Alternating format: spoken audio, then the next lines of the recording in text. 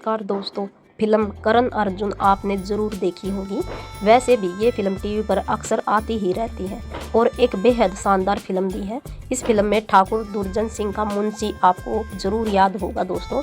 जी हाँ, वही मुंशी जो पूरी फिल्म बोलता रहता है, ठाकुर तो गयो ठाकुर तो गियो। इनका नाम है अशोक सराफ और पिछले 5 दशकों से ये फिल्म इंडस्ट्री में अपनी कॉमेडी के दर्शकों का मनोरंजन कर रही है। दोस्तों, अशोक सराफ का जन्म 4 जून 1947 को दक्षिण मुंबई के चिखलावाड़ी में हुआ था। इनके पिता इंपोर्ट एक्सपोर्ट का बिजनेस किया करते थे। अशोक सराफ जब बड़े हुए तो इनके पिता ने इनसे कहा कि अपनी पढ़ाई पूरी करो और जल्दी से कोई अच्छी सी नौकरी ढूंढ लो। लेकिन इनके पिता नहीं चाहते थे कि उनका बेटा नौकरी करने के लिए कहीं जाए। लेकिन उनके पिता चाहते थे कि वो कोई सरकारी नौकरी जल्द से जल्द पकड़ ले। लेकिन इनके पिता नहीं जानते थे कि उनका बेटा नौकरी करने के लिए पैदा ही नहीं हुआ। वो तो बचपन से ही अभिनय की दुनिया का सरताज बनना चाहता था। अशोक ने पिता की उम्मीदों और ख्वाहिशों को भी नहीं तोड़ना चाहते थे, सो उन्होंने स्टेट बैंक ऑफ इंडिया में नौकरी करना आरंभ कर दिया। अगले 10 सालों तक ये अपनी इसी नौकरी में काम करते रहे, लेकिन एक्टिंग के अपने शौक को इन्होंने मरने नहीं दिया। नौकरी के साथ ही ये नाटकों का भी हिस्सा बनते रहते थे। अशोक सराफ इनके करियर का पहला नाटक महान मराठी लेखक विष्णु सखाराम खांडेकर की किताब ययाति पर आधारित था। उस नाटक में ये विदूषक यानी जोकर बने थे। नाटकों में अशोक सराफ ने बड़ा ही जबरदस्त काम किया। जाहिर है कि कुछ ही दिनों में फिल्म बनाने वालों ने भी इन्हें अप्रोच करना शुरू कर दिया। मराठी सिनेमा के एक बड़े डायरेक्टर थे जिनका नाम था गजानन जागीरदार। इन्होंने अपनी एक फिल्म में अशोक सराफ को एक छोटे से रोल में ले लिया। ये रोल इतना छोटा था कि इससे ना तो अशोक का किसी तरह की कोई लोकप्रियता मिली थी और न ही कुछ खास पैसे मिले थे। लेकिन एक फ़ायदा ज़रूर हुआ और वो था दोस्तों अशोक सराफ की सिल्वर स्क्रीन पर एंट्री, जो 1971 में रिलीज हुई थी। अशोक सराफ इसके बाद 4 सालों तक फिल्मों में काम करते रहे और एक सफलता का इंतजार करते रहे। फिर उन्होंने 1975 में रिलीज हुई पांडु हवलदार नाम की फिल्म में इन्हें पहली बार सफलता मिली। ये फिल्म एक आइकॉनिक मराठी फिल्म है और इसमें दादा कोंडके जैसे बड़े मराठी अभिनेता ने भी काम किया। इसी फिल्म के साथ ही सही मायनों में इनके कैरियर की गाड़ी थोड़ी चलने लगी। मराठी फिल्म इंडस्ट्री में ये इतना बड़ा नाम बन गए कि इनके सामने किसी और नाम का जिक्र किया ही ना जा सकता था सिवाय एक नाम के, लक्ष्या यानी लक्ष्मीकांत बेर्डे। उस दौर में इन दोनों कलाकारों ने मराठी सिनेमा को अपने बूते आगे बढ़ाया था।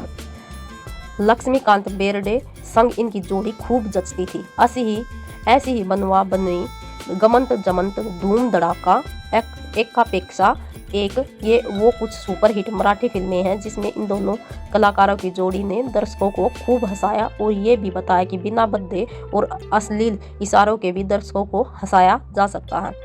जबकि इस दौर में मराठी सिने इंडस्ट्री बेहद खस्ता हाल थी, लेकिन अपने टैलेंट के दम पर ये दो कलाकार इस 10 सालों तक मराठी सिनेमा पर राज करते रहे। उस वक्त ये तय था कि किसी फिल्म में अगर ये दो कलाकार हों तो वो फिल्म सुपरहिट जाएगी। इस बात से शायद ही सिनेमा का कोई जानकार इनकार कर पाएगा कि 80 से लेकर 90 के बीच ये मराठी सिनेमा को अशोक सराफ और लक्ष्मीकांत ने अपने दम पर जिंदा रखा।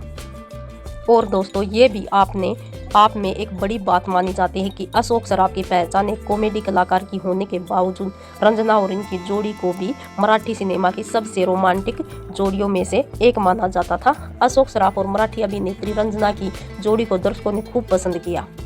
और दोस्तों, और केवल रंजना के साथ ही नहीं, निवेदिता जोशी के साथ भी दर्शकों ने अशोक सराफ की जोड़ी को बहुत ही ज़्यादा पसंद किया। निवेदिता संग काम करने में इनका को दिल कुछ यूं रुमा कि इन्हें निवेदिता से इश्क हो गया। फिर साल 1990 में दोनों ने शादी भी कर ली। इन दोनों ने शादी की थी गोवा के श्री मंगेश मंदिर में। दरअसल अशोक सराफ के परिवार की जड़ें गोवा के इसी इलाके से जुड़ी हुई हैं जहां श्री मंगेश मंदिर मौजूद है। इस जोड़ी का एक बेटा भी है जिसका नाम है अनिकेत। हालांकि इनका बेटा इनकी तरह एक्टर नहीं बना, बल्कि उसने खुद के लिए सैफ का कैरियर चुना। अशोक सराफ के हिंदी फिल्मों के कैरियर पर नज़र डालें तो इन्होंने काम तो इस फिल्म इंडस्ट्री में भी बड़ा शानदार किया, लेकिन हिंदी सिनेमा में इनकी प्रतिभा को वो तरजीह कभी नहीं मिली जो मराठी सिनेमा फिल्मों में इनको मिली है। हिंदी सिनेमा में अशोक की प्रतिभा का छोटे मोटे कॉमेडी रोल्स के दायरे में ही समेट दिया गया, लेकिन फिर भी अशोक सराफ ने हिंदी सिनेमा में मिले हर मौके पर यह जरूर साबित किया कि वो एक बेहद दमदार अभिनेता हैं। यही वजह है कि हिंदी सिनेमा में भी अशोक सराफ के कई किरदार ऐसे हैं जो सिनेमा के इतिहास में हमेशा याद रहेंगे। करण अर्जुन के मुंशी और उनके डायलॉग ठाकुर तो गियो को भला कौन भूल सकता है।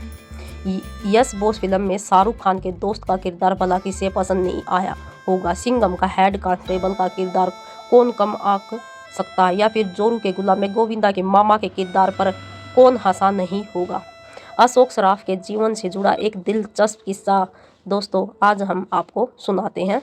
जगत मामा बनने से जुड़ा है। दरअसल मराठी सिने इंडस्ट्री में इन्हें हर कोई मामा कहता है और इनके जगत मामा बनने का ये सिलसिला शुरू हुआ था 70 के दशक के आखिरी सालों में।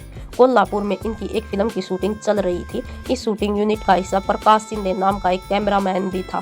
प्रकाश शिंदे अक्सर अपनी छोटी बेटी को उस फिल्म के सेट पर लेकर आता था और अशोक सराफ को अपनी बेटी को दिखाकर कहता था कि वो देखो तुम्हारे अशोक मामा है। कुछ दिनों तक ये सिलसिला रोज चलता रहा और फिर प्रकाश शिंदे खुद भी अशोक सराफ को मजाक मजाक में मामा कहने लगा और उसके बाद तो फिल्म के पूरे क्रू ने अशोक सराफ को मामा कहना शुरू कर दिया।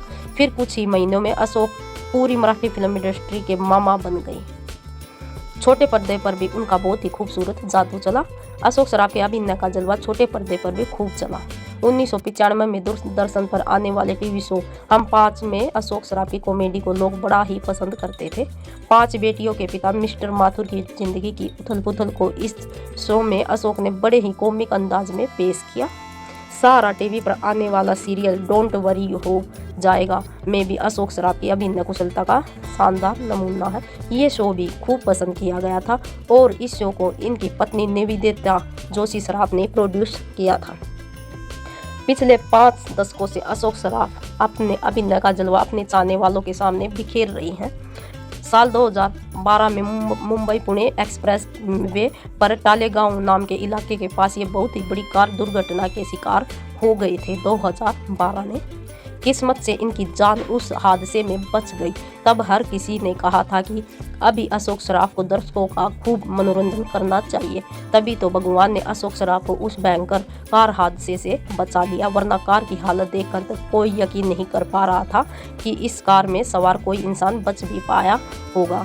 और दोस्तों हम ईश्वर से यही प्रार्थना करते हैं कि अशोक सराफ सही सलामत रहे और अपने हुनर से आम लोगों का मनोरंजन कराते रहे।